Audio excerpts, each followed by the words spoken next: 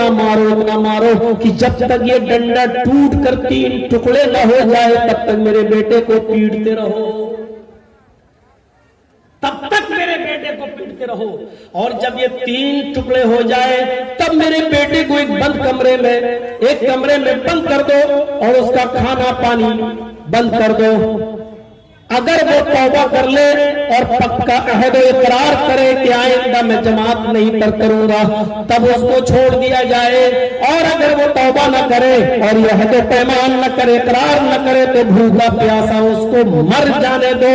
मैं नहीं जानता शरीयत में क्या हुक्म है, लेकिन काजी शुरा का फैसला ये है अपने बेटे के बारे में कि इतना मारो कि डंडा टूट कर 3 टुकड़े हो जाए। मेरे भाइयों, तसव्वुर कर सकते हैं, नमाज तो उसने पढ़ी थी, सिर्फ जमात छूट गई थी तब ये फैसला।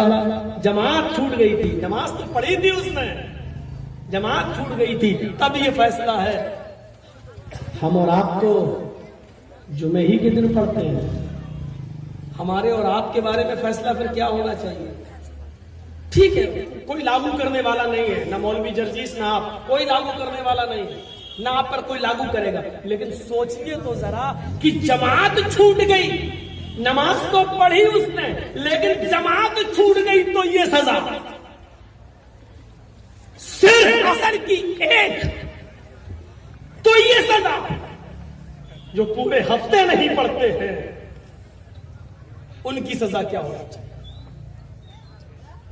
कोई कैरम बोर्ड खेलने में लगा है, कोई मैच खेलने में लगा है, कोई हल जोतने में लगा है।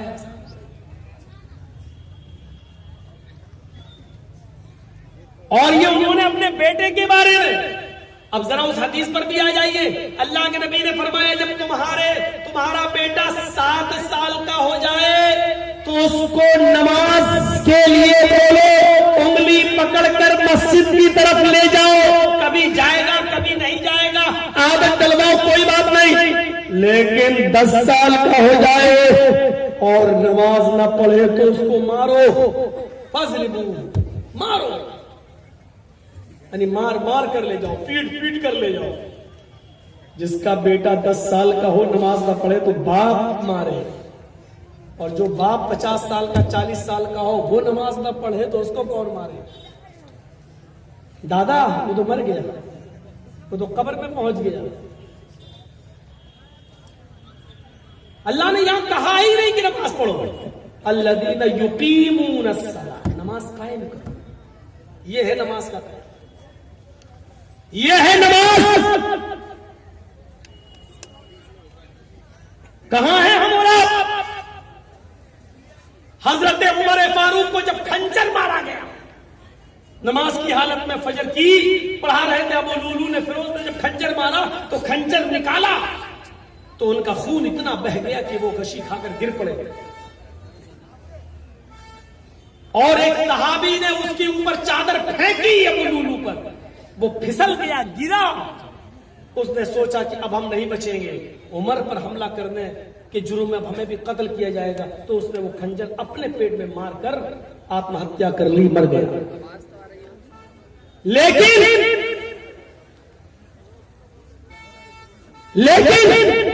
हजरत उमर फारूक का इतना ज्यादा खून बह गया कि वो गिर गए, उनको कमरे में लाया गया। फजर की नमाज के बाद, सूरज निकलने के बाद तकरीबन उनको होश आया तो तबीब उनके पास बैठे हुए थे, डॉक्टर हकीम लोग, उस जमाने के जो तबीब थे वो उनके पास बैठे हुए थे। उनको तबीब कह रहे थे कि इनको शहद पिलाओ, तो शहद में शिफा है तो शायद मिल जाए। शहद पिलाया जा रहा है, लेकिन शहद वो पीते थे, मुंह में डाला जाता था, लेकिन जख्म इतना गहरा था, मौत इमाम मालिक पढ़िए, वो शहद पेट के रास्ते से बाहर निकल जाता था। उनको कहा गया दूध पिलाओ, दूध वो पीते थे, पिलाया जाता था, वो दूध पेट के रास्ते से बाहर निकल जाता था। उनसे कहा जाता था पानी पिलाओ, पानी जो चीज खिलाई जा रही है, पिलाई जा रही है, वो पेट के रास्ते से बाहर निकल रही है। एक सहाबी वहीं बैठे हुए थे, उनकी आंखों में आंसू थे। हजरत उमर ने उनसे पूछा कि ये क्या बात है? कहा अमीरुल मोमिनीन, आपकी पहली रकात थी, पहली रकात में ही उसने खंजर मारा और खून इतना गिरा कि आप जमीन पर गिर गए। मैं सोच रहा हूं इस हालत में आप नमाज कैसे पढ़ेंगे? अभी आपने फजर की नमाज अदा नहीं की, पहली रकात ही में गिर गए, अभी तो आपकी दोनों रकातें बाकी हैं। हजरत उमर फारूक ने कहा क्या मैंने नमाज नहीं पढ़ी? कहा नहीं, पहली रकात में। कहा पानी लाओ। जल्दी से वुजू बनाया, लोगों से कहा कि मुझे खड़ा कर दो, उनको उठा दिया गया, पेट पर कस के कपड़ा बांध लिया और फिर उन्होंने खड़े होकर नमाज पढ़ी। इस हाल में भी खड़े होकर नमाज पढ़ी। पूछने वाले ने पूछा अमीरुल मोमिनीन, आपने तो इस हाल में नमाज पढ़ ली, लेकिन आपके बाद अगर किसी की ये कंडीशन हो जाए, किसी का ये हाल हो जाए, उसका पेट फट जाए, खाना पानी दवा सब पेट से निकलने लगे और नमाज का वक्त हो जाए तो वो कैसे नमाज पढ़ेगा? हजरत उमर फारूक ने कहा जब होश में आएगा तो उस पर नमाज फर्ज है, उसको पढ़ना पड़ेगी। कहा कैसे? कहा लेट कर पढ़ेगा, बैठ कर पढ़ेगा, खड़े होकर पढ़ने की ताकत ना हो तो बैठ कर पढ़ेगा, और बैठ कर पढ़ने की ताकत ना हो तो लेट के पढ़ेगा, परवर से पढ़ेगा, इशारे से पढ़ेगा और तो हिला हिला कर नमाज की दुआएं पढ़ेगा, लेकिन पढ़ेगा। कहा अमीरुल मोमिनीन चलिए बात मान ली, लेकिन अगर इस हाल में कोई छोड़ दे, इस हाल में जिसका पेट भर जाए, खाना पानी पेट से निकलने लगे, इस हाल में अगर वो नमाज न पढ़े तो उसके बारे में आपका कोई हुक्म है, कोई फतवा आप जारी करेंगे?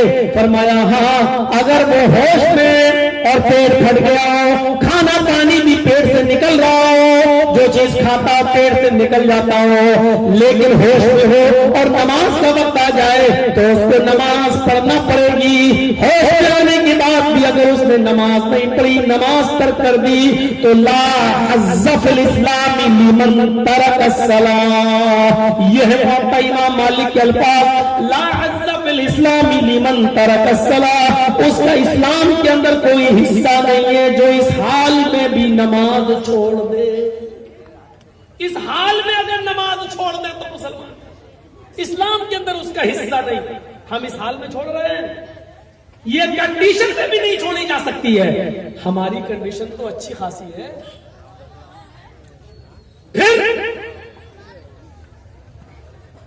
फिर भी हम नमाज से दूर।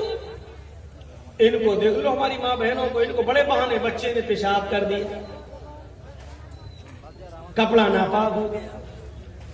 मेरी माँ और बहनों, वाकयात पे आ जाऊं तो ऐसी ऐसी औरतों के वाकयात और सहाबियात के वाकयात आपके सामने रखने लगूं कि जिनके पास एक ही कपड़ा था, एक ही कपड़ा।